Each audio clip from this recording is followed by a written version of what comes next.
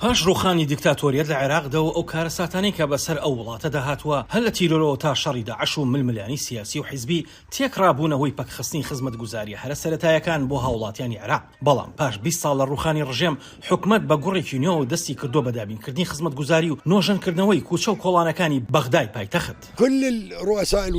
هەموو سەرۆکوزیرانی پێشوو گرنگیان بە ئازارەکانی ئەم گەلە هەژارە نەدەدا. ئێستا ئەمە بە شۆڕشی چاکسازی لە چەند بوارێکدا دەزانم، نەک تەنها لەم هەرێمە بەڵکو لە چەند بوارێکدا لە ڕووی خزمەتگوزاری و ئاوڕۆ ئەوانە کەمترین پێداویستی خەڵکی هەژارن.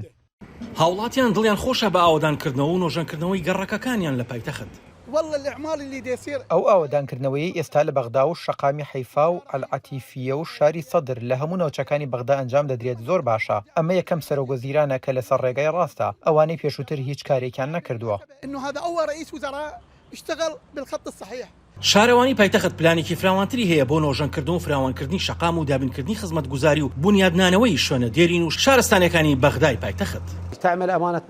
شارەوانی بەغدا نەک تەنها کار لەسەر فراوانکردنی ڕووبەری پایتەخت دەکات بە نۆژەنکردنەوەی شەقامەکان و پاراستنی پرد و ڕێگەوبانەکان و زیندووکردنەوەی ناوەندە مێژوویەکان و پارکەکان، بەڵکو کار لەسەر پەرەپێدانی ژێرخانی بەغدای پایتەختیش دەکەین بە دەستپێشخەری جێبەجێکردنی پرۆژە گرنگەکان لە کەرتی ئاو و پاکوخاوێنی، هەروەها کارکردن لەسەر فایلی بەڕێوەبردنی پاشماوە و گەڕان بە دوای چۆنێتی بەرهەمێنانی کارەبادا. شارەوانی بەغداش بەهێزی تەواوە کار لەسەر ئەم بابەتە دەکات. ئێستاش چاوەڕێی بودجە دەکەین پەسەند بکرێت، کەوا دەکەین نزیکە و بەدوایدا هەڵمەتێکی گەورەی پرۆژەی گرنگ و استراتیژی لە پایتەخت دەست پێ دەکات. دوجار حکومت لەوە تێگەیشت زۆربەی هەرە زۆری ناڕەزایەکانی خەڵک لە عێراق بە گشتی و لە بەغدای پایتەخت بە تایبەتی نەبوونی خزمەتگوزاری و پشتگوێ خستنی خەڵک بووە. حکوومەتەکانی پێشوو بەهلومەرجێکی دیاریکراودا تێپەڕیون، هەمووان دەزانن شەڕ هەبووە، شەڕێکی گەورە لە دژی ڕێکخراوی تێرۆریستی داعش. هەموو ئەمانە سێبەریان لەسەر تەرخانکردن و پاڵپشتیکردنی پرۆژەکاندانا. ئەمڕۆ سوپاس بۆ خوا سەقامگیریکی ئەمنی و پارەیەکی زۆر هەیە. حکوومەتێک دەیەوێت خزمەتگوزاری پێشکەش بە خەڵکی شارەکە بکات. هەمووان دەزانن زۆربەی ئەو ناڕەزایەتیانەی کە لە قۆناغەکانی پێشوودا ڕوویان داوە لە ئەنجامی نەبوونی خزمەتگوزاریەکان بووە لە بەرنامەی حکوومەتەکەیدا، پێشکەشکردنی ئەو خزمەتگوزارانەی کە لە دوای ساڵی 2023 تا ڕادەیەکی زۆر کەمیان کردووە.